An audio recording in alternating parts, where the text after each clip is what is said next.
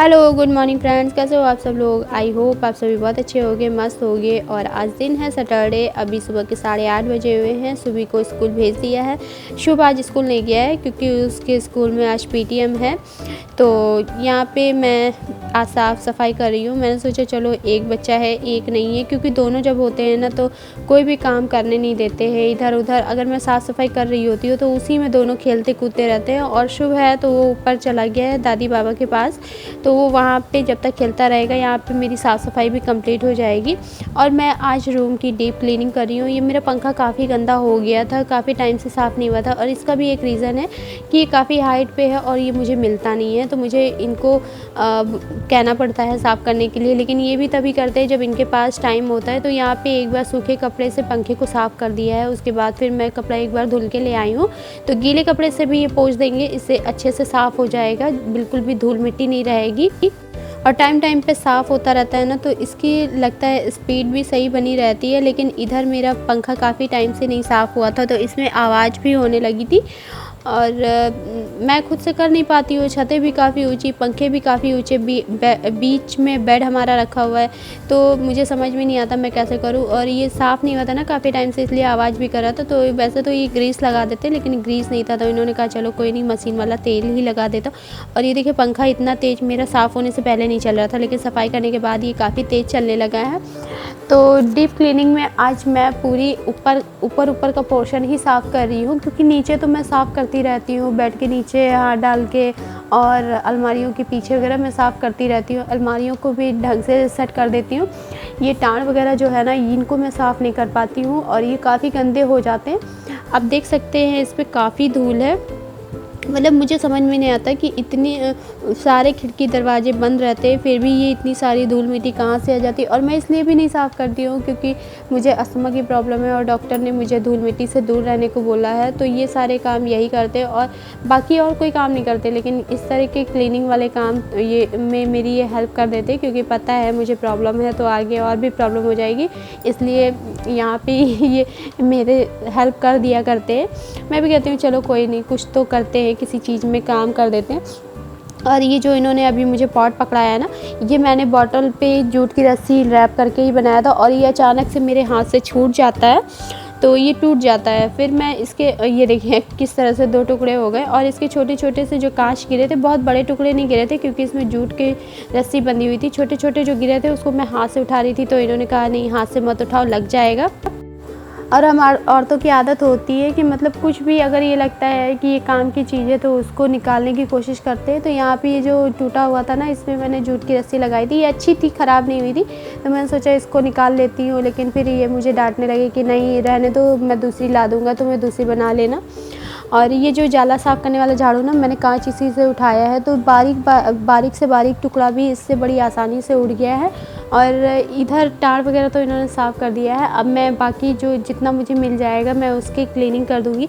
और ये जो फ़ोटो फ्रेम देख रहे हैं, ये हमारी शादी का है, हमारी ननद ने हमें एनिवर्सरी पे बनवा के दिया था। अच्छा लगता है और मुझे ये कहीं समझ में भी नहीं आ रहा था, इसलिए मैंने अपने बेडरूम में ही लगाया है, बिल्कुल फ्रंट में, जिधर हम लोग लेटते हैं हमारे सामने ही रहता है। तो यहाँ पे मैं सारी दीवारें वगैरह साफ़ कर लूँगी। और ये जो सेल्फ़ लगी हुई है ना, इस पे अभी मैंने कुछ भी सजाने के लिए नहीं लिया है। मेरे में 5 छोटे छोटे कैंडल होल्डर रखे हुए थे, तो मैंने उनको ही इस पे रख दिया है। 4-5 थे कलरफुल, अच्छे लगते हैं वो भी, पर थोड़ा सा और अच्छा मुझे इसके लिए लेना है। पर अभी मुझे समझ में नहीं आ रहा कि मैं यहाँ पे क्या रखूँ, तो देखती हूँ क्या मिलता है अच्छा सा। तो मैं ये कैंडल होल्डर को भी अच्छे से साफ़ करके रख दूँगी पोंछ पाछ के, क्योंकि इस पे भी धूल काफ़ी जम जाती है।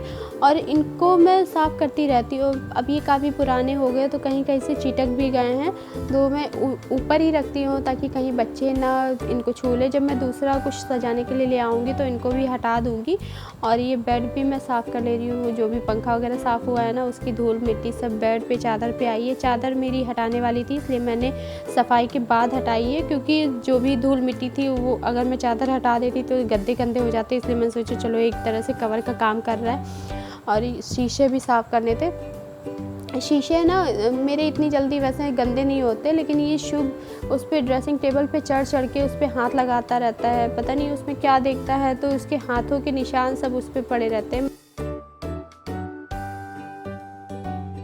और ये लोहे वाली अलमारी का शीशा तो वो बार बार अलमारी खुलती है, इस वजह से गंदा हो जाता है। तो इसको मैं पहले एक बार गीले कपड़े से साफ़ कर दूँगी, फिर सूखे कपड़े से साफ़ कर दूँगी। और सूखे कपड़े से साफ़ करने पे ये काफ़ी ज़्यादा चमक जाता है। तो अभी ये मतलब तो 2-3 दिन तो मेरा शीशा ऐसे चल जाएगा, लेकिन हाँ, ड्रेसिंग टेबल वाला मुझे लगभग डेली ही साफ़ करना पड़ता है।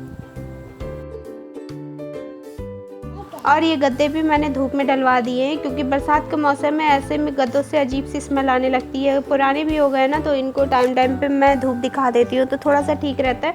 और ये अलट पलट जाते हैं, तो ये जो एक जगह से धस जाते हैं ना, वो चीज़ भी बैलेंस में रहती है। और जब ये गद्दे उठाए गए, इसके नीचे काफ़ी ज़्यादा धूल थी, तो उसको मैं साफ़ कर दे रही हूँ। और सारी साफ़ सफाई करते करते लगभग 10 के आसपास हो गया था। तो छोटी छोटी सी जो भूख होती है ना खाने से पहले वाली, वो लग गई थी। तो यहाँ पे मैंने सोचा चलो आम काट लेते हैं, आम खा लेते हैं। और ये देखिए, मुझे आम बिल्कुल टाइट वाले पसंद है। मैं छोटे छोटे से 2 आम लेके आई थी, इन्हीं को मैं काट रही हूँ। मैंने इनसे पूछा तो इन्होंने कहा नहीं, मैं आम नहीं खाऊँगा। तो इनको मैंने सूजी का हलवा बनाया था सुबह, बच्चों को लंच में देने के लिए, वो रखा हुआ था, तो वही दे दिया है। खा के पानी पी लेंगे और मैं आम खा लूँगी।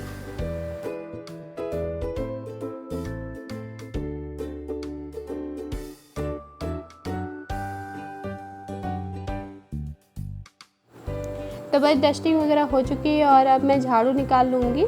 जो भी कूड़ा वगैरह है, वैसे बड़ा बड़ा तो मैंने उठा लिया है, लेकिन हाँ, जाला धूल मिट्टी ये सब है, तो उसको भी मैं अच्छे से बेड के नीचे तक झाड़ू लगा लूँगी, ताकि सारा कूड़ा एक साथ निकल जाए। और ये जो कमरे का कूड़ा है, इसको मैं यहीं पे उठा लूँगी, बाहर इसको नहीं ले जाऊँ, क्योंकि पूरे घर में फैलाने से कोई फ़ायदा नहीं है और झाड़ू लगाने में भी दिक्कत होगी। तो बड़ा बड़ा कूड़ा मैं यहीं पे उठा लूँगी, और बाकी जो हल्की फुल्की धूल मिट्टी होगी, उसको मैं झाड़ू लगाते हुए बाहर लेके चली जाऊँगी।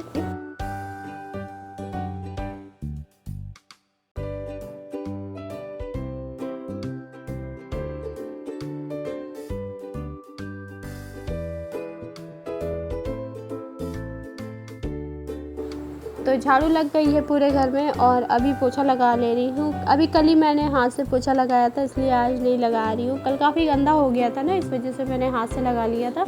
और पोछे के पानी में मैंने थोड़ा सा सर्फ डाल लिया है, जिससे जो भी दाग धब्बे या चिकनाहट जो भी फ़र्श पे लगी रहती है, वो आसानी से साफ़ हो जाती है और फ़र्श बिल्कुल चमकती रहती है। तो फटाफट से मैं पूरे घर में झाड़ू पोछा लगा के, और आज सुबह की मीटिंग है, पीटीएम है स्कूल में, तो मुझे उसके लिए भी जाना है, तैयार होना है। तो यहाँ पे मैं ये सारे काम करके और खाना बना लूँगी, खाना बना के रख दूँगी। थोड़ा देर से ही निकलूँगी, क्योंकि 8 से 11 का टाइम है। तो बस ये सारे काम ख़त्म करके मैं अपनी तैयारी में लग जाऊँगी।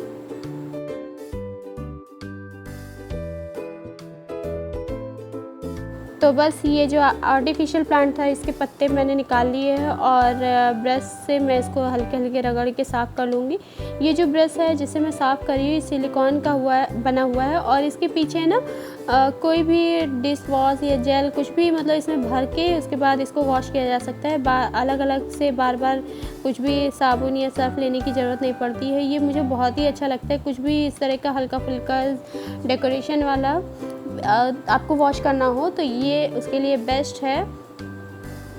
तो फाइनली मेरे काम ख़त्म हो गए, और अभी मैं पूजा कर ले रही हूँ।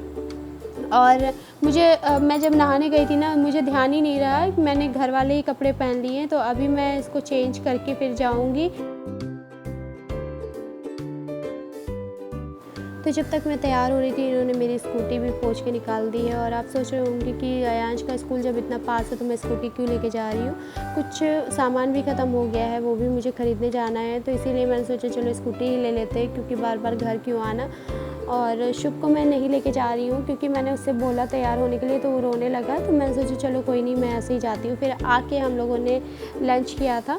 लंच मैं नहीं करके गई थी। और फ्रेंड्स, अगर आपको मेरा ये वीडियो अच्छा लगा हो तो लाइक करिए, न्यू है तो सब्सक्राइब करिए। मिलती हूँ फिर आपको एक अच्छे से नए वीडियो के साथ। तब तक के लिए बाय बाय।